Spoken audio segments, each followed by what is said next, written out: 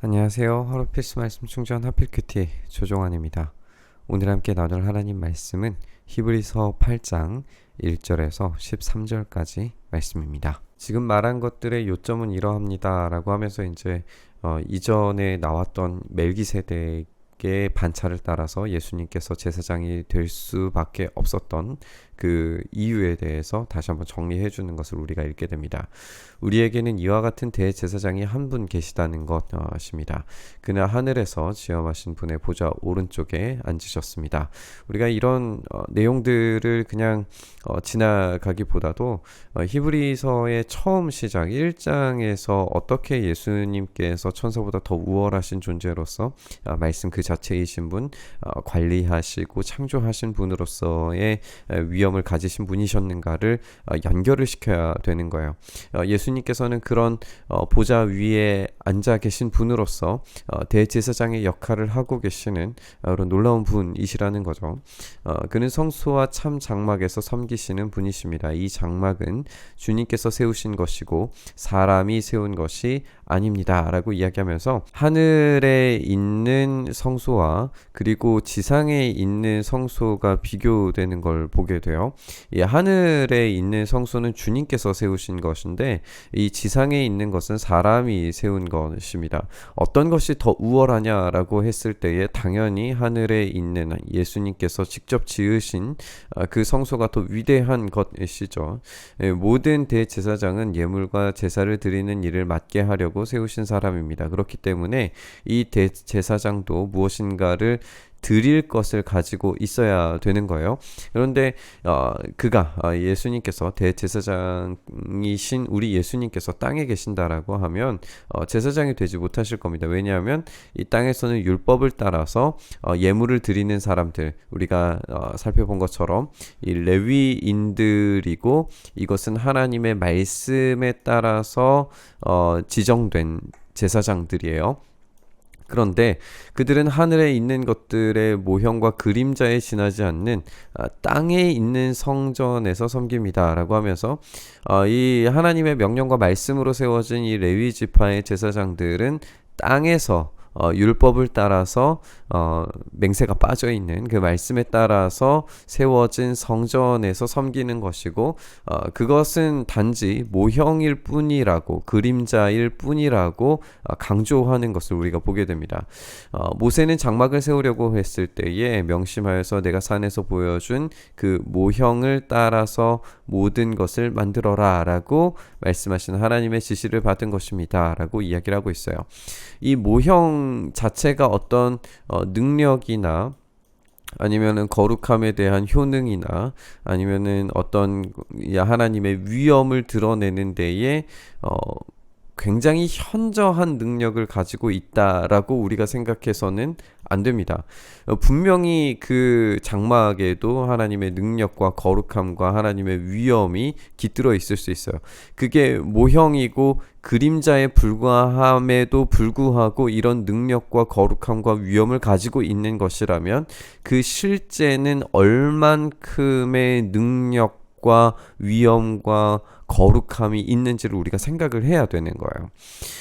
이 모형도 이렇게 능력이 있는데 이제 예수님께서는 더욱 훌륭한 직무를 맡으셔서 더 좋은 약속을 바탕으로 하여서 세운 더 좋은 언약의 중재자이시기 때문이다 라고 하면서 어제의 논의를 이제 다시 살펴보게 되는데 레위인들은 말씀을 통해서 이 명령을 통해서만 세워졌지만 우리의 대제사장이신 예수님께서는 말씀과 더불어 하나님의 말씀과 더불어서 명령과 더불어서 하나님께서 직접 맹세하심으로써 더 좋은 언약의 중재자로서 세워졌다라고 하는 것을 우리가 이제 기억을 해봐야겠죠. 그리고 이 탁월하신 분께서 이 온 우주의 창조자이시자 관리자이시자 우리가 오늘 본문에서 읽고 있는 것처럼 이 하늘에 있는 더 우월한 곳에 대제사장으로서 사역하시기 때문에 이런 훌륭한 직무를 가지신 분께서 이 비교의 대상에서 훨씬 더 뛰어나기 때문에 때문에 우리가 이제 히브리서를 읽어오는 것처럼 천사보다 우월한, 모세보다 우월한, 지금 이 레위 지파의 제사장보다 훨씬 더 우월한 멜기세덱의 반차를 따른 제사장으로서 일하신다라고 하는 이야기입니다. 그 첫 번째 언약에 결함이 없었더라면 두 번째 언약이 생길 여지가 없었을 것입니다. 그런데 하나님께서는 자기 백성을 나무라시면서 이렇게 말씀하셨는데, 이제 이 새 언약에 대한 이야기예요. 이건 예레미야에서 이야기한 내용인데, 주님께서 말씀하신다. 보아라, 날이 이를 것이다. 그때 내가 이스라엘 집과 유다 집과 더불어서 새 언약을 맺을 것이다 라고 이렇게 말씀하시면서, 이 새 언약은 내가 그들의 조상들의 손을 잡고 이집트 땅에서 인도하여 내던 날에 그 조상들과 맺은 언약과 같은 것이 아니다라고 하는 거예요. 그러니까 이전에 맺었던 언약이 분명히 한계가 있고 그것에 문제가 있기 때문에 이 히브리서의 이 목사님이 하시는 말씀처럼 이런 문제를 해결하기 위해서 더 좋은 조건과 맹세로서 하나님께서 언약을 맺으셔야 할 필요가 생겼다는 거예요. 그들은 내 언약을 지키지 않았기 때문에 나도 그들을 돌보지 않았다라고 말씀하시면서, 그날 뒤에 내가 이스라엘 집과 맺은 언약은 이것이니 나는 내 율법을 그들의 생각에 넣어주고 그들의 마음에다가 새겨주겠다. 그래서 나는 그들의 하나님이 되고 그들은 내 백성이 될 것이다. 이전의 율법은 돌판에 새겨진 그런 율법이었는데, 이 예레미야의 말씀에 따라서 새 언약이 제시되었을 때에는 인간들의 생각과 마음 그 자체의 그 영혼 깊이에 새겨지게 됨으로써 하나님께서 그들의 하나님이, 그리고 이 참된 생각과 마음에 하나님의 율법이 새겨진 사람들은 하나님의 백성이 될 거다라고 하는 선언을 하셨단 말이에요. 그리고 그들은 각각 자기의 이웃과 자기 동족들을 가르치려고 주님을 알라고 말하는 일이 없을 것이니 작은 사람으로부터 큰 사람이 이르기까지 모두 알 수 있게 되기 때문이다 라고 이야기를 했던 것을 이제 기억해 보라는 거죠.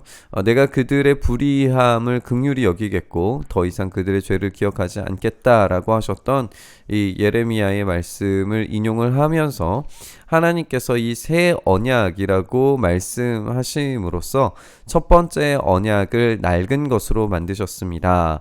낡고 오래된 것은 곧 사라집니다. 그러나 이제 갱신된 새로운 언약, 이 새 언약은 얼마나 탁월하고 우월한 것인가, 그것이 예수 그리스도께서 천상에서 이루신 것이고, 이 천상에서 이루신 그 제사가 단번에 이루어짐으로써 효과적으로 그 효능을 발휘할 정도의 완벽한 완전한 제사였다는 사실을 어제의 본문과 연결해서 우리가 생각을 해볼 수 있습니다. 우리는 히브리서를 처음 읽었을 때의 성도들과 비교해 봤을 때 이 첫 번째 언약의 엄중함을 깊이 이해하지 못합니다. 동물들의 제사와 그 피와 제물의 처리와 그 과정이 얼마나 정교하고 엄숙하게 이루어졌는지 우리가 제대로 경험하지 못한 상태에서 이 폐기되었다라고만 알고 있기 때문에 그 엄청난 제사가 이루어지고 왔음에도 불구하고 죄의 문제가 완벽하게 해결되지 않았다라는 사실, 하나님께서 그것을 폐기하셔야만 했을 정도로 한계가 있었다는 사실에 대해서 엄중하게 인식하지 못하고 있습니다. 그와 동시에 그 엄청난 제사의 옛날에 이 첫 번째 언약을 단 한 번에 해결하고 갱신되도록 만드신 우리의 마음 속에, 우리의 생각 속에 그 언약을 집어넣으실 수 있을 만큼의 능력 있으신 위대하고 경이로운 우리 주님의 십자가 사건을 제대로 파악하지 못하고 있다는 말이기도 합니다. 우리는 우리가 가진 이 탁월한 새로운 언약이 우리의 생각과 마음에 새겨져서 하나님이 바로 우리의 하나님이 되셨다라고 하는 사실만 기억하지, 그 언약을 이루시기 위해서 얼마나 위대한 일을 하셨는지, 얼마나 가치 있는 것을 버리셔야 했는지를 잊어버린 채 값싼 복음에 취해 있지 않은지 생각해 봅니다. 오늘 말씀을 묵상을 해보면서 새 언약의 가치와 무게를 깊이 생각해 봤으면 좋겠습니다. 옛 언약이 갱신되기 위해서 치르신 우리 주님의 놀라운 십자가 은혜를 우리가 다시 한번 붙잡았으면 좋겠습니다. 이렇게 이 말씀 속에서 새 언약을 주신 이유와 목적이, 그리고 그 엄청난 가치가 우리의 삶을 붙들어서 이전의 율법이 요구했던 것보다도 더 탁월한 것들로 우리에게 제시해 주신 그 사랑에 합당하게 우리의 삶을 살아갈 수 있게 해달라고 이렇게 말씀 묵상하며 나아갔으면 좋겠습니다. 주님, 우리가 가진 이 복음의 비밀, 이 새로운 언약의 가치와 이 위대함이 얼마나 큰 것인지를 우리가 다시 한번 깊이 생각하기를 소망합니다. 그래서 우리가 그 복음에 합당한 삶을 살아낼 수 있도록 은혜 더하여 주시옵소서. 우리가 이 복음을 가치 없는 것으로, 값싼 것으로 치부하며 살아가지 않도록 우리의 마음을 붙들어 주셔서 온전히 주님께서 원하시는 삶으로 나아가는 우리의 인생 되게 하여 주시옵소서. 이렇게 우리의 삶 붙들어 주시길 소망하며 우리 주님 예수 그리스도 이름으로 기도드리옵나이다. 아멘.